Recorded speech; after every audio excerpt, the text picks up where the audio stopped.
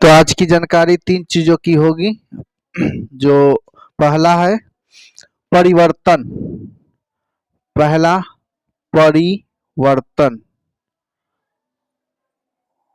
और दूसरा है समीकरण, समीकरण, और तीसरा है अभिक्रिया, अभिक्रिया।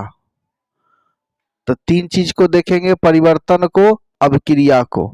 तो परिवर्तन क्या है? तो परिवर्तन का मतलब क्या होता है? बदलना। परिवर्तन का मतलब बदलना। तो बदलना मतलब कि बदलने की घटना। क्या करता है? बदलने की घटना।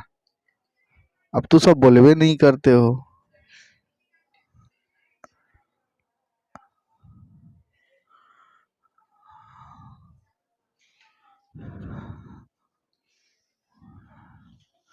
मतलब सही से बोलोगे न रे? हाँ, पढ़ाए सो भूल गया। तो परिवर्तन का अर्थ क्या है? बदलना। तो बदलता है ना, हर क्षण कुछ ना कुछ परिवर्तन होता है या नहीं होता है? तुम्हारे शरीर में वृद्धि परिवर्तन लाता है कि नहीं लाता है? हाँ, प्रत्येक दिन परिवर्तन होता है ना। तो परिवर्तन मुख्य रूप से यदि देखा जाए तो रसायन शास्त्र में 2 भागों में बांटा है। परिवर्तन मुख्य रूप से 2 भागों में बांटा है। पहला भाग क्या है? रासायनिक। पहला भाग रासायनिक और दूसरा भाग भौतिक। अब 2 भाग में बांटा है। क्या भाग में बांटा है? 2 भाग में बांटा है, एक रासायनिक भाग में और एक भौतिक भाग में। तो रासायनिक हमारा क्या बताता है कि रासायनिक अपने मूल शब्द को क्या कहता है कि जैसे कोई भी पदार्थ को परिवर्तन ला दिया, कोई भी पदार्थ को मतलब नया बना दिया। क्या किया है? नया बना दिया है। तो मान लो मोमबत्ती हमको जल रहा है, उदाहरण में यदि देखते हैं मोमबत्ती को, उदाहरण में क्या क्या ले रहे हैं? मोमबत्ती, मोमबत्ती को और किसका? मोमबत्ती और बर्फ, बर्फ का पिघलना, बर्फ का पिघलना। दूसरा में, तीसरा में क्या ले सकते हैं?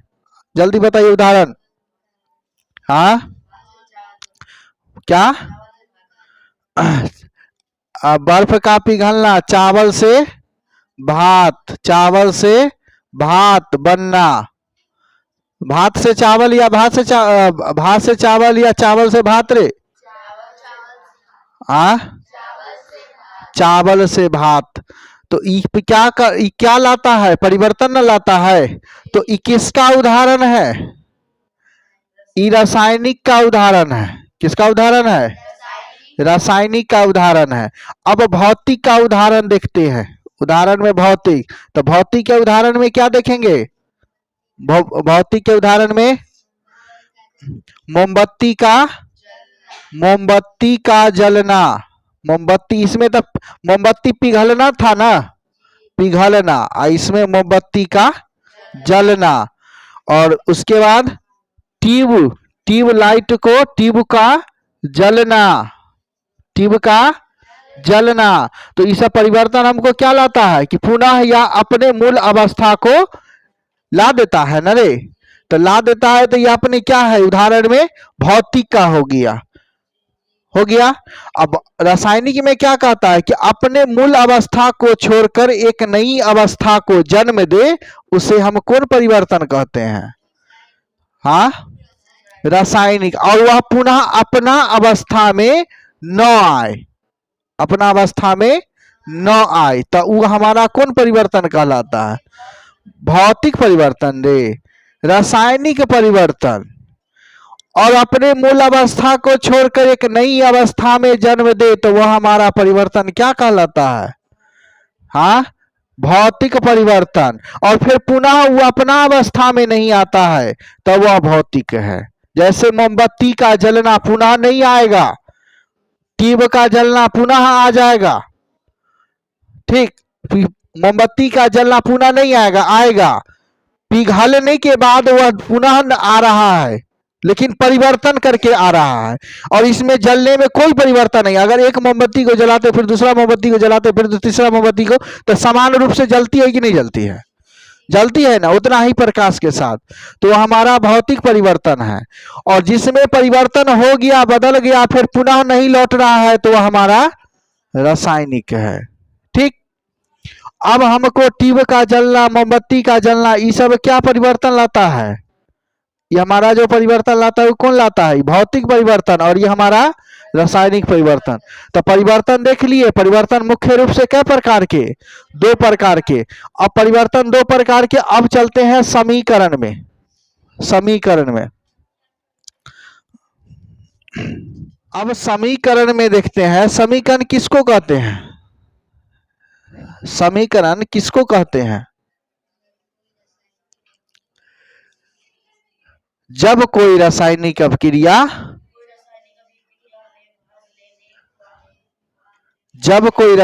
अभिक्रिया में भाग लेने वाले संकेतों एवं सूत्रों,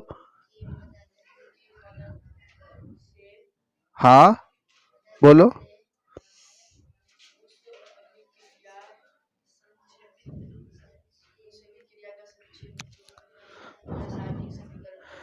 रासायनिक समीकरण कहलाता है, यही ना?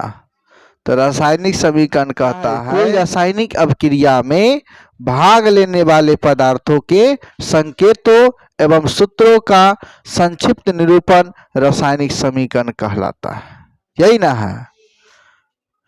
तो रासायनिक समीकरण का ये कहता है कि सूत्र एवं संकेतों का संक्षिप्त निरूपण, मतलब कि सूत्र जो है और संक्षिप्त निरूपण, संकेत जो है।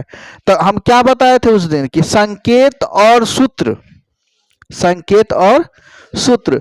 तो संकेत में तुमको बताया गया था कि संकेत में किस प्रकार से, जैसे हाइड्रोजन का संकेत H है, बताए गए थे कि हाइड्रोजन का संकेत H है।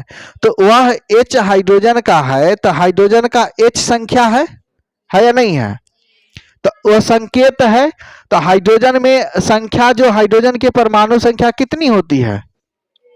1। तो अब संकेतों एवं सूत्रों की सहायता से उस संक्षिप्त निरूपण को रासायनिक समीकरण कहते हैं। अब समीकरण दो प्रकार से, पहला है संतुलित समीकरण और दूसरा है असंतुलित समीकरण।